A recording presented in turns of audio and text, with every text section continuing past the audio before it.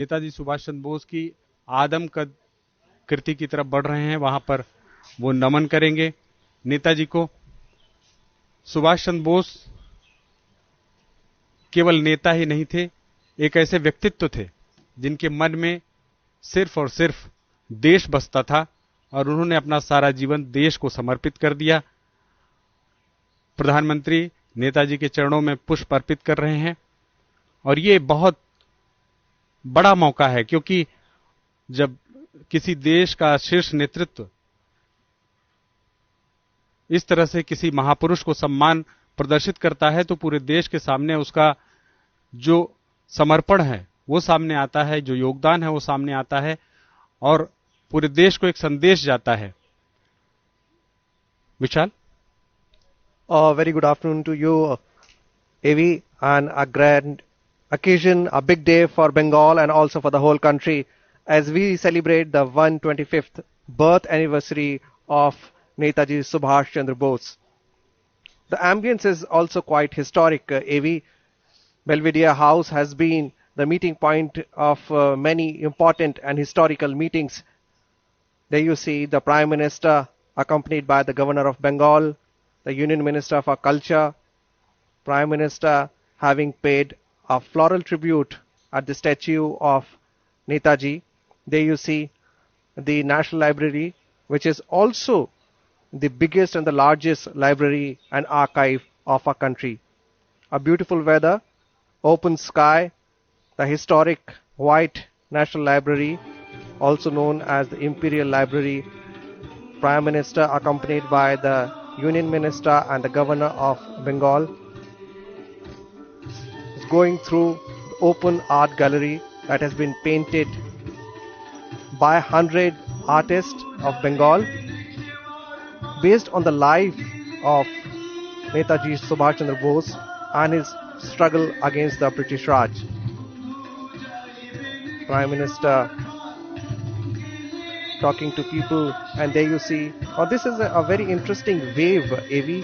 In the wave form, it is the Patt Chitra. The Prime Minister is watching. This is the folk art of Bengal, and it has been painted by the folk artists, folk painters of West Midnapur. And now the Prime Minister walking past the open art gallery based on the life of Netaji. AV? पश्चिमी मिदनापुर के कलाकारों ने इसे तैयार किया है और तकरीबन 100 ऐसे कलाकार थे जिन्होंने इसे तैयार किया है। जो आप जो चित्र देख रहे हैं इसको प्रधानमंत्री बड़े करीब से देख रहे हैं और इसमें नेताजी के जीवन से जुड़े हुए तमाम जो पहलू हैं उनको दिखाने की कोशिश की गई है, चाहे उनके बचपन के जीवन से जुड़े हुए, जब उन्होंने यहाँ पर कोलकाता में उन्होंने पढ़ाई की, वो जो दौर था, और खासतौर से आजाद हिंद फौज के बनाने, निर्माण करने और उसके दौरान जो गाथा थी वो पूरे आप इसमें दिखाया गया है लोक कलाकारों के जरिए। प्रधानमंत्री विशेष रूप से इसको देखने के इच्छुक थे और वो यहाँ पर आकर देख रहे हैं। लेकिन इसके साथ ही साथ विशाल, इस दिन के जिस दिन ये कार्यक्रम हो रहा है ये काफी अहम है। 125वीं वर्षगांठ मनाई जा रही है नेताजी की और पराक्रम दिवस के तौर पर मनाया जा रहा है। पराक्रम शक्ति और साहस दोनों का सम्मिलन होता है। केवल ताकत से पराक्रम नहीं आता, उसमें साहस भी शामिल होना चाहिए और नेताजी सुभाष चंद्र बोस ने वो करके दिखाया। अपने साहस और अपने शक्ति को इकट्ठा करके ये दिखाया कि कोई भी कितना भी बड़ा ताकतवर हो, अगर इरादे साफ हैं और इरादे अच्छे हैं तो आप सफलता हासिल कर सकते हैं। नेताजी ने जब आजाद हिंद फौज का नेतृत्व संभाला तो उस वक्त आजाद हिंद फौज, हालांकि वो बन चुकी थी, रास बिहारी बोस उसे बनाए थे, लेकिन नेतृत्व मजबूत नहीं था। लेकिन जब रास बिहारी बोस ने देखा नेताजी का जो रंगून टोक्यो रेडियो में जो उन्होंने अपना भाषण दिया था, उसके बाद रास बिहारी बोस को लगा कि एक नेता मिल गया है और उसके बाद नेताजी ने दिल्ली चलो का नारा दिया और फिर उन्होंने ब्रिटिश राज को जिस तरह से हिलाकर रख दिया। ब्रिटिश राज को यह समझ में आ गया कि अब भारत की जनता पूरी तरह से तैयार है, अब उन्हें देश को छोड़ना पड़ेगा। आज वो दिन जरूर याद आ जाता है और प्रधानमंत्री जब ये बातें कहते हैं, जब वो देशभक्ति की बातें कहते हैं, जब नौजवानों के इस बारे में बात करते हैं तो नेताजी का जो व्यक्तित्व है वो जरूर सामने होता है। विशाल। Very well said, AV, because today the whole nation, and I would rather say the whole world, would be revisiting the legacy of Netaji Subhash Chandra Bose. And there you see how Netaji led the Indian National Army, which had a very interesting motto of Etihad, Edmat, and Qurbani.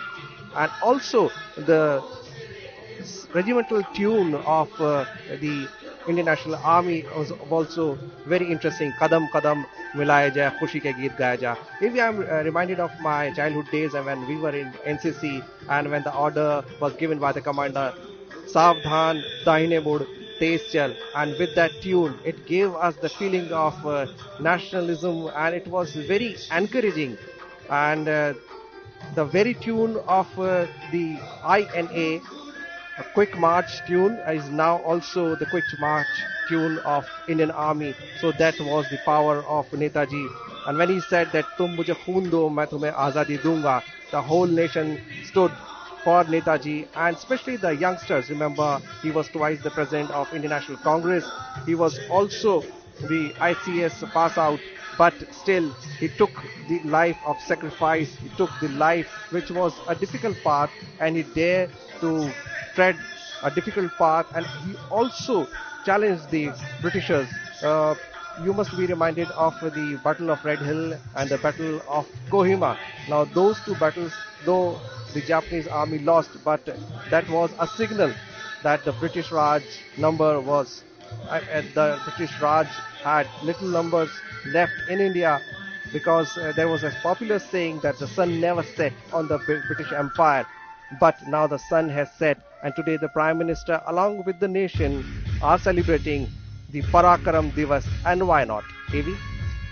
जी बिल्कुल, इस मौके पर नेताजी का Tokyo radio में जब उन्होंने अपना भाषण दिया था, वो जिक्र करना महत्वपूर्ण हो जाता है। उसी के बाद साफ तौर पर अगर नेताजी को समझना है, उन्होंने जिस तरह से आजाद हिंद फौज का गठन किया, अंग्रेजों से ये आशा करना बिल्कुल व्यर्थ है कि वे स्वयं अपना साम्राज्य छोड़ देंगे।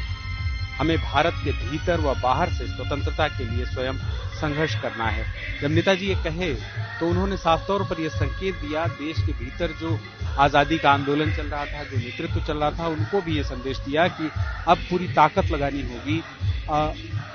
हालांकि महात्मा गांधी के अहिंसा के सिद्धांत से वो इत्तेफाक नहीं रखते थे, सिद्धांतों के तौर पर जरूर इत्तेफाक नहीं रखते थे, लेकिन वो हमेशा से उनका आशीर्वाद चाहते थे।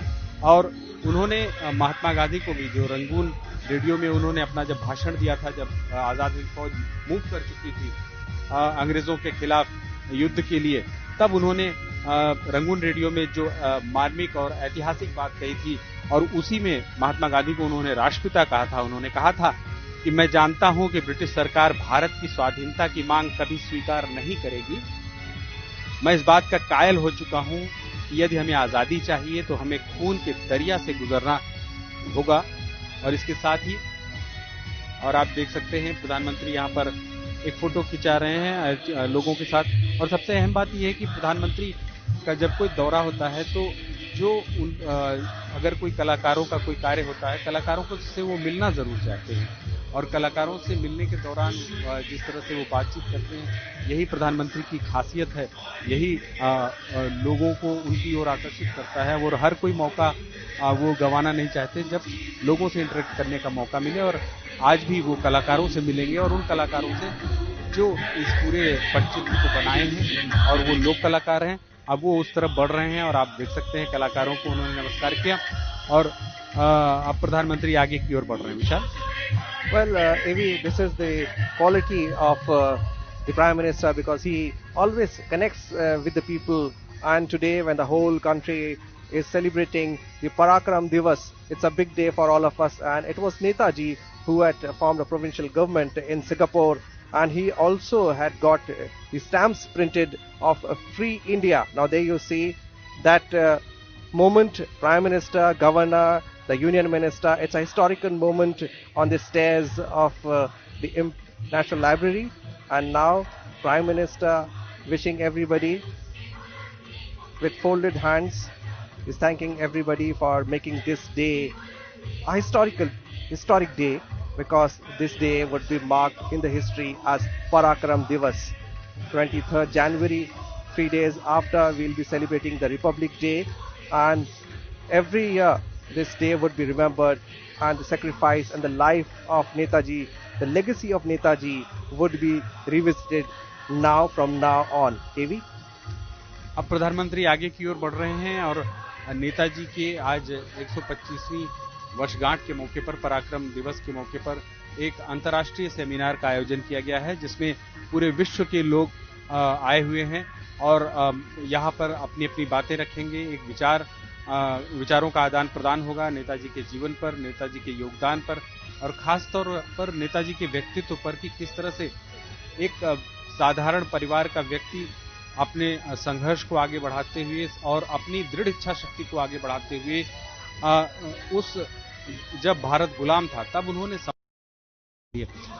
इसके साथ ही एक बहुत रोचक बात उनके जीवन की ये भी है कि वो फोर्स में जाना चाहते थे, आर्मी में जाना चाहते थे, लेकिन उनकी आंखें तेज नहीं थी, इसलिए मेडिकली फिट ना हो पाने की वजह से वो नहीं कर पाए। लेकिन टेरिटोरियल आर्मी में उन्होंने जाने की कोशिश की, वो टेरिटोरियल आर्मी में भी गए, तो उनके मन में वो जो सैन्य भाव होता है वो हमेशा से मौजूद रहा, लेकिन उनका सैन्य भाव एक अनुशासन के साथ, एक नियम के साथ और एक सदाचार के साथ आगे बढ़ने का था। यहाँ पर बुद्धिजीवियों से प्रधानमंत्री मुलाकात कर रहे हैं और ये सारे बुद्धिजीवी वर्कशॉप चल रहा है उसमें शामिल हुए हैं और इसके साथ साथ अंतर्राष्ट्रीय स्तर के भी यहाँ पर बुद्धिजीवी आए हैं। विशाल, well, AV, taking cue from what you said that he wanted to join the Indian Army, he did not even join the army, but he also fought for the nation and also commanded. He was the supreme leader of the Indian National Army. And there you see the Prime Minister entering the Belvedere House. This has been the location and point of many historical meetings. There you see the Prime Minister coming out. Today is also an international hybrid conference which is being held virtually, and speakers from half a dozen countries are participating, and the subject is revisiting the legacy of Netaji Subhash Chandra Bose. Prime Minister coming out accompanied by Governor of Bengal, and there you see the walk of the Prime Minister quite poised, and he is so contented because it was the vision of the Modi government that the birthday of Netaji Subhash Chandra Bose should be celebrated as Parakram Divas. AV?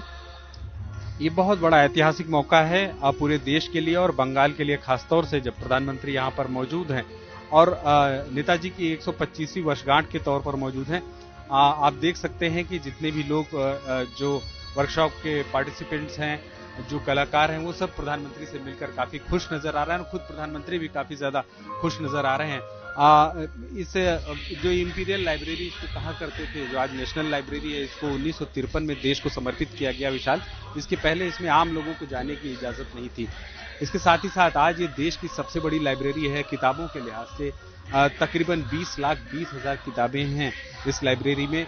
काफी अहमियत है इस library की और इस जो ये भवन है, ये जो आर्कियोलॉजिकल सर्वे ऑफ इंडिया है उसने अब हस्तांतरित कर लिया है, क्योंकि इसका ऐतिहासिक महत्व है। 1891 में ये बनी थी, तो इस लिहाज से इसका ऐतिहासिक महत्व भी है और इसका अगर हम बात करें कि योगदान भी काफी ज्यादा है। यहाँ किताबें काफी महत्वपूर्ण है, हिंदी भाषा की पुरानी से पुरानी किताबें यहाँ पर आपको मिल जाएंगी, ये बहुत बड़ी बात है।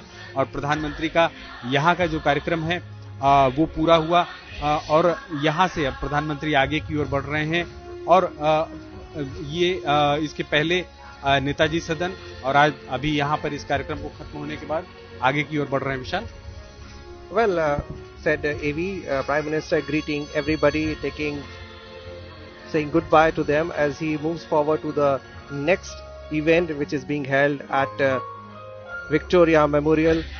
Yes, this National Library